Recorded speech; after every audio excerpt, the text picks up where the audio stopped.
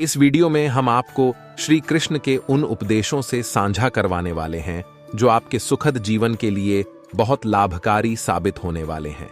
इसलिए अंत तक इस वीडियो के साथ बने रहें।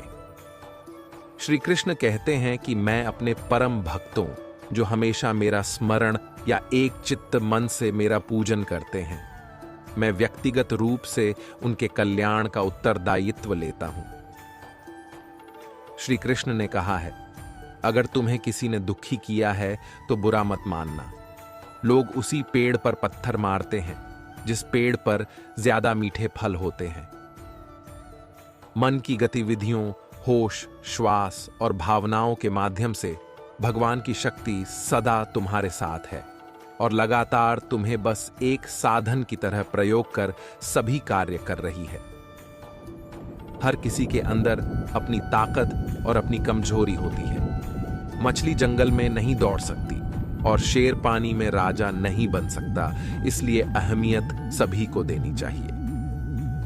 धर्म युद्ध में कोई भी व्यक्ति निष्पक्ष नहीं रह सकता है। धर्म युद्ध में जो व्यक्ति धर्म के साथ नहीं खड़ा है, इसका मतलब है कि वह अधर्म का साथ दे रहा है, वह अधर्म के साथ खड़ा है। श्री कृष्ण कहते हैं कि सिर्फ दिखावे के लिए अच्छा मत बनो। मैं आपको बाहर से नहीं बल्कि भीतर से जानता हूं। जो इस लोक में अपने काम की सफलता की कामना रखते हैं, वे देवताओं का पूजन करें। व्यक्ति जो चाहे बन सकता है यदि विश्वास के साथ इच्छित वस्तु पर लगातार चिंतन करें। शब्द उतने ही बाहर निकालने चाहिए जिन्हें वापस भी लेना पड़े तो खुद को तकलीफ ना हो। परायों को अपना बनाना उतना मुश्किल नहीं जितना अपनों को अपना बनाए रखना होता है। बहुत विनम्रता चाहिए रिश्तों को निभाने के लिए। छल कपट से तो सिर्फ महाभारत रची जाती है। यदि आप किसी के साथ मित्रता नहीं कर सकते हैं तो उसके साथ शत्रुता भी नहीं करनी चाहिए। मनुष्य का जीवन केवल उसके कर्मों पर चलता है। जैसा कर्म होता है वैसा उसका जीवन होता है। मन अशांत हो तो उसे नियंत्रित करना कठिन है, लेकिन अभ्यास से इसे वश में किया जा सकता है। दिव्यता केवल शक्तिशाली होने में नहीं, बल्कि वास्तविक दिव्यता दूसरों में शक्ति जागृत करने में है। मन की गतिविधियों, होश, श्वास और भावनाओं के माध्यम से भगवान की शक्ति सदा तुम्हारे साथ है। जीवन में वाणी को संयम में रखना अनिवार्य है, क्योंकि वाणी से दिए हुए घाव कभी भरे नहीं जा सकते। श्री कृष्ण कहते हैं कि मैं ही इस सृष्टि की रचना करता हूं, मैं ही इसका पालन पोषण करता हूं और मैं ही इस सृष्टि का विनाश करता हूं। अमीर बनने के लिए एक एक क्षण संग्रह करना पड़ता है, किंतु अमर बनने के लिए एक एक क्षण बांटना पड़ता है। जिंदगी में सब कुछ खत्म होने जैसा कुछ भी नहीं होता। हमेशा एक नई शुरुआत हमारा इंतजार कर रही होती है। रण में श्री कृष्ण कहते हैं कि हे अर्जुन, मैं भूत, वर्तमान और भविष्य के सभी प्राणियों को जानता हूं, किंतु वास्तविकता में कोई मुझे नहीं जानता। लोग कहते हैं कि हमें अपनों के आगे झुक जाना चाहिए, किंतु सच बात तो यह है, जो अपने होते हैं वह कभी झुकने नहीं देते। वह दिन मत दिखाना कान्हा कि हमें खुद पर गुरूर हो जाए। रखना अपने दिल में इस तरह कि जीवन सफल हो जाए। वह जो सभी इच्छाएं त्याग देता है, मैं और मेरा की लालसा तथा भावना से मुक्त हो जाता है, उसे शांति प्राप्त होती है। हमेशा छोटी छोटी गलतियों से बचने की कोशिश किया करो, क्योंकि इंसान पहाड़ों से नहीं पत्थरों से ठोकर खाता है। संतुष्ट मन इस विश्व का सबसे बड़ा धन है।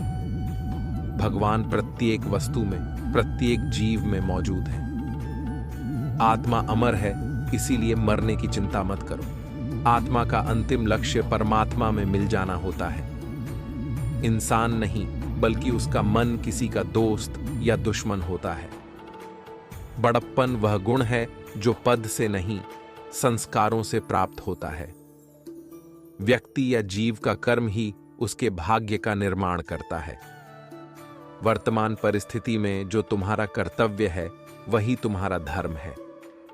प्रबुद्ध व्यक्ति के लिए गंदगी का ढेर, पत्थर और सोना सभी समान है। आपके कर्म ही आपकी पहचान है, वरना एक नाम के हजारों इंसान हैं। धर्म केवल कर्म से होता है, कर्म के बिना धर्म की कोई परिभाषा ही नहीं है। अहंकार करने पर इंसान की प्रतिष्ठा, वंश, वैभव तीनों ही समाप्त हो जाते हैं। जीवन में कभी भी किसी से अपनी तुलना मत कीजिए। आप जैसे हैं सर्वश्रेष्ठ हैं। बुद्धिमान व्यक्ति को समाज कल्याण के लिए बिना आसक्ति के काम करना चाहिए। सेहत के लिए योग और किसी की जरूरत पर सहयोग, दोनों से ही जीवन बदलता है। आत्मज्ञान की तलवार से काटकर अपने हृदय से अज्ञान के संदेह को अलग कर दो। यही जीवन का मूल मंत्र है। दुष्ट लोग अगर समझाने मात्र से समझ जाते तो यकीन मानो महाभारत कभी ना होता। मनुष्य अपने विश्वास से निर्मित होता है। जैसा वो विश्वास करता है वैसा वो बन जाता है। मान, अपमान, लाभ हानि, खुश हो जाना या दुखी हो जाना, यह सब मन की शरारत है जिसे तुम अपना समझकर मग्न हो रहे हो। बस यही प्रसन्नता तुम्हारे दुखों का कारण है। उस इंसान का मंजिल से भटक जाना तय है जिसकी संगत में नकारात्मक लोग रहते हैं। प्रेम सदैव माफी मांगना पसंद करता है और अहंकार सदैव माफी सुनना पसंद करता है। जब हम स्वयं जीवन के शिल्पकार हैं तो चलो हम अपनी मुश्किलों को हराते हैं। चलो अब मुस्कुराते हैं। एक बार माफ करके अच्छे बन जाओ, पर दोबारा उसी इंसान पर भरोसा करके बेवकूफ कभी न बनो। न हार चाहिए न जीत चाहिए। जीवन में अच्छी सफलता के लिए परिवार और कुछ मित्र का साथ चाहिए। रिश्तों को निभाने के लिए वक्त निकालिए। कहीं ऐसा ना हो जब आपके पास वक्त हो तो रिश्ता ही ना बचे। वह जो इस ज्ञान में विश्वास नहीं रखते, मुझे प्राप्त किए बिना जन्म और मृत्यु के चक्र का अनुगमन करते हैं। लोग आपके अपमान के बारे में हमेशा बात करेंगे। सम्मानित व्यक्ति के लिए अपमान मृत्यु से भी बदतर है। जो दूसरों की तकलीफों को समझते हैं, जिनमें दया है, दिल से अच्छे हैं, उन्हें दोबारा जन्म लेना नहीं पड़ता। जीवन में आधे दुख इस वजह से आते हैं क्योंकि हमने उनसे आशाएं रखी होती है जिनसे हमें नहीं रखनी चाहिए थी। जीवन में समय चाहे जैसा भी हो, परिवार के साथ रहो। सुख हो तो बढ़ जाता है और दुख हो तो बट जाता है। श्री कृष्ण कहते हैं कि इस संसार में मूर्ख व्यक्ति, अधर्मी, अज्ञानी व नास्तिक प्रकृति का व्यक्ति मेरी शरण स्वीकार नहीं कर सकता। ज्ञानी व्यक्ति को कर्म के प्रतिफल की अपेक्षा कर रहे अज्ञानी व्यक्ति के दिमाग को अस्थिर नहीं करना चाहिए। अपने जीवन में कभी भी ना किसी को आनंद में वचन दें, ना क्रोध में उत्तर दें और ना ही दुख में कभी निर्णय लें। किसी और का काम पूर्णता से करने से कहीं अच्छा है कि अपना काम करें, भले ही उसे अपूर्णता से करना पड़े। शांति से भी दुखों का अंत हो जाता है और शांत चित्त मनुष्य की बुद्धि शीघ्र ही स्थिर होकर परमात्मा से युक्त हो जाती है। अपनी पीड़ा के लिए संसार को दोष मत दो। अपने मन को समझाओ, तुम्हारे मन का परिवर्तन ही तुम्हारे दुखों का अंत है। इच्छा पूरी नहीं होती तो क्रोध बढ़ता है और इच्छा पूरी होती है तो लोभ बढ़ता है। इसलिए जीवन की हर स्थिति में धैर्य बनाए रखना। जो हुआ अच्छा हुआ, जो होगा अच्छा होगा। स्वयं को मुझ पर छोड़ दो, अपने कर्म पर ध्यान दो। कर्म ऐसा जो स्वार्थ रहित, पाप रहित हो। कृष्ण ने दुष्टों को भी अपनी गलती सुधारने का मौका दिया, क्योंकि वो किसी मनुष्य को नहीं, उसके अंदर के बुराई को मारना चाहते थे। संदेह की स्याही से संबंध के पृष्ठ पर कभी शुभ अंकित नहीं होता। इसलिए अपने मन के विचार और संबंधों का आधार दोनों ही शुभ रखें। मोहग्रस्त होकर अपने कर्तव्य पथ से हट जाना मूर्खता है, क्योंकि इससे ना तो तुम्हें स्वर्ग की प्राप्ति होगी और ना ही तुम्हारी कीर्ति बढ़ेगी। यदि कोई व्यक्ति प्रेम से, भक्ति से पुष्प, फल, जल भी मुझ पर चढ़ा दे, मैं उसी भाव से उसे स्वीकार करता हूं, वह मेरा प्रिय भक्त होता है। उससे मत डरो जो वास्तविक नहीं है, न कभी था और न कभी होगा। जो वास्तविक है वो हमेशा था और उसे कभी नष्ट नहीं किया जा सकता। जन्म लेने वाले के लिए मृत्यु उतनी ही निश्चित है जितना कि मृत होने वाले के लिए जन्म लेना। इसलिए जो अपरिहार्य है उस पर शोक मत करो।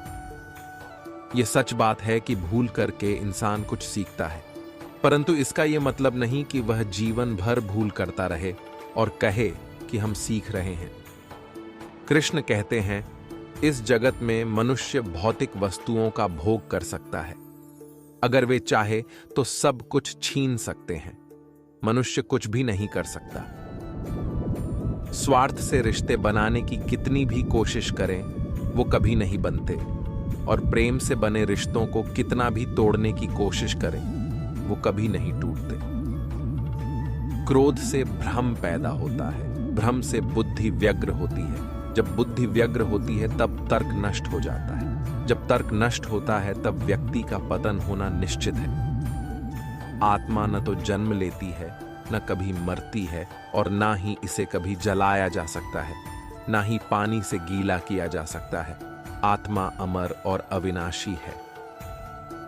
अगर व्यक्ति शिक्षा से पहले संस्कार, व्यापार से पहले व्यवहार और भगवान से पहले माता पिता को पहचान ले तो जिंदगी में कभी कोई कठिनाई नहीं आएगी। विषयों का चिंतन करने से विषयों की आसक्ति होती है, आसक्ति से इच्छा उत्पन्न होती है और इच्छा से क्रोध होता है, क्रोध से सम्मोहन और अविवेक उत्पन्न होता है। इसलिए क्रोध छोड़ प्रेम भावना पैदा करो। कृष्ण कहते हैं, जैसे प्राणी अपने पुराने कपड़ों को उतार कर फेंक देता है और नए को धारण करता है, उसी प्रकार यह आत्मा पुराने शरीर से त्याग करके नया शरीर प्राप्त करती है।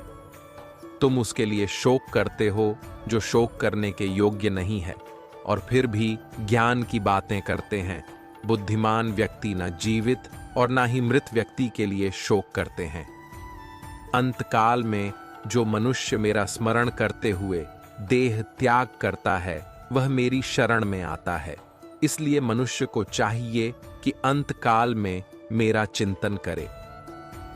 अगर श्री कृष्ण के ये उपदेश आपके लिए थोड़े से लाभकारी सिद्ध हुए हों तो इस वीडियो को जरूर लाइक करें और कमेंट में जय श्री कृष्ण भी लिखें, ताकि हमें भी ये पता चले कि आप श्री कृष्ण से कितना प्रेम करते हैं। इस तरह की और भी मोटिवेशनल वीडियोस के लिए हमारे YouTube चैनल को भी सब्सक्राइब करें, ताकि हमारी आने वाली सभी वीडियो आप तक आसानी से पहुंच सके।